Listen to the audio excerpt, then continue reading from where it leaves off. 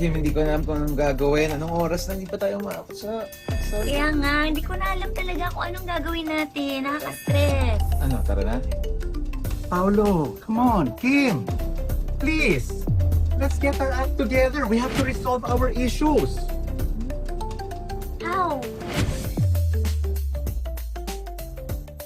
Tila may isang masaya at kaabang-abang na guesting ang tambalang Kim Chiu at Paolo Avellino sa Rated R, The Rico Hizon Podcast na mapapanood sa YouTube channel ng ABS-CBN News Channel. Sa inilabas na preview, tila may pinagtatalunan ang dalawa habang nasa gitna ng usapan at makikita pa nga na parang na-stress si Kimi sa naging palitan nila ng linya. Agad itong naging usap-usapan ng fans na lalong naintriga kung ano nga ba ang tunay na konteksto ng kanilang biruan.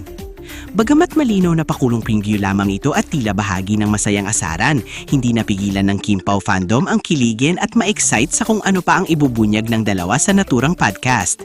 Kilala sina Kim at Tolo sa kanilang natural na banter at chemistry, kaya marami ang umaasang masisilayan ang kanilang candid moments, kwentuhan at posibleng pasabog na revelation sa mas mahabang panayam.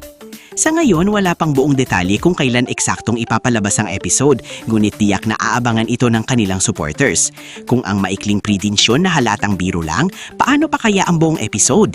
Isang bagay ang sigurado, kapag Kim Pao ang magkasama sa iisang frame, may kilig, may asaran at may moment na siguradong pag-uusapan.